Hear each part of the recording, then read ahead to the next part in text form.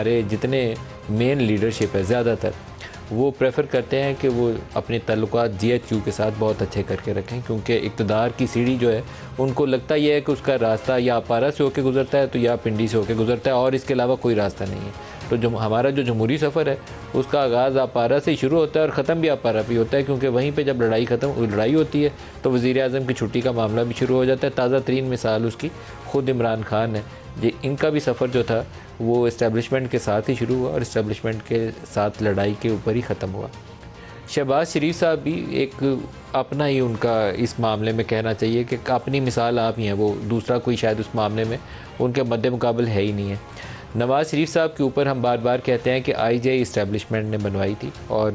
وہی ماڈل عمران خان کے اوپر بنایا گیا تھا 2018 میں، جس ماڈل پہ نواز شریف کو آئی جے کے زمانے میں محترمہ کے خلاف کھڑا کیا گیا تھا، پیپلز پارٹی کو اقتدار سے دور رکھنے کی خاطر۔ لیکن جیسے ہی نواز شریف وزیر اعظم بنے تھے 1990 سے لے کر آج تک کی تاریخ تک شہباز شریف اسٹیبلشمنٹ کو ہمیشہ بہت پسند رہے۔ ان کا خیال یہ تھا کہ بہت منتظم ہے اور جو اسٹیبلشمنٹ چاہتی ہے وہ کرنے کے لیے وہ سب کچھ کر گزریں گے۔ کچھ مثالیں اس کی ابھی جاتے جاتے انہوں نے قومی اسمبلی اور سینٹ کے اندر اس کی کر کے بھی دکھایا کہ یہ بات جو ان کا خیال ان کے متعلق تھا غلط نہیں تھا۔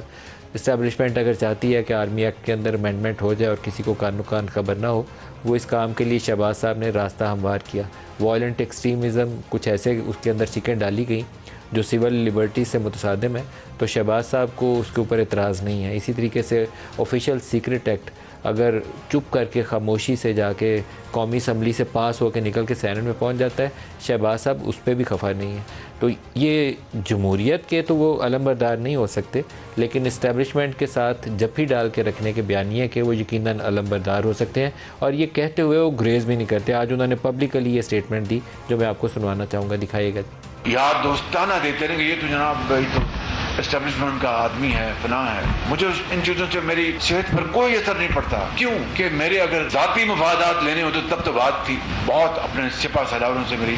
ملاقاتیں رہیں، حکومت میں بھی اور اپوزیشن میں بھی، اور ایک ہی مقصد ہوتا تھا کہ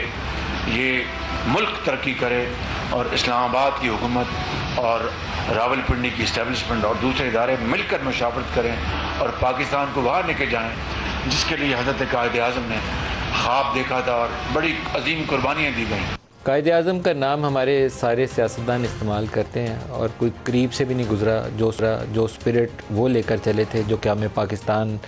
نے پاکستان جس میں آج سانس لے رہے ہیں، جس طریقے سے انہوں نے حاصل کیا اور جو جدوجہد کی، کوئی قریب بھی نہیں پھٹکتا ان کے۔ صرف نام لے کے تو اپنے نمبر ٹانگنے کی خاطر استعمال کرتے ہیں۔ راتوں کو جا کے جی ایچ کیو میں میٹنگ کرنا یہ شہباز شریف صاحب کا یقیناً کمال تھا، اور یہ سدا سے رہا۔ جب سے بڑا بھائی ان کا وزیر اعظم بنا تو ان کے مسائل ہر آرمی چیف کے ساتھ ہو جاتے تھے۔ وحید کاکڑ سے شروع ہوئے تھے اور آخر تک مشرف تک کسی ایک کے ساتھ ان کی بنتی نہیں تھی، اور ہمارے شہباز شریف صاحب کی کسی سے بگڑتی نہیں تھی، سب کے ساتھ یہ بنا کے رکھتے تھے۔ ابھی بھی سیناریو بڑا عجیب و غریب ہے، بڑی انٹرسٹنگ پوزیشن ہے۔ کہا یہ جاتا ہے کہ موجودہ جو آرمی چیف ہیں ان کے لیے اگر ایک شخص نے سٹینڈ لیا ہے پورے پاکستان میں یا سیاسی لیڈرشپ نے، تو اس کا نام نواز شریف ہے۔ باقی سارے لوگ جنرل باجوہ کا پیغام لے کر نواز شریف سے ملنے جاتے تھے کہ ان کو ایکسٹینشن دے دی جائے، جس میں شہباز شریف خود بھی شامل ہے۔ جو آخری ملاقاتیں ہوئی تھیں اس کے اندر بھی شہباز شریف صاحب، ملک احمد خان، خواجہ آصف، ایاز صادق صاحب، یہ سارے لوگ اس چیز کا پیغام لے کر جاتے تھے کہ ایکسٹینشن دے دیں 8 ماہ کی، مسائل ہو جائیں گے، ٹیک اوور ہو جائے گا،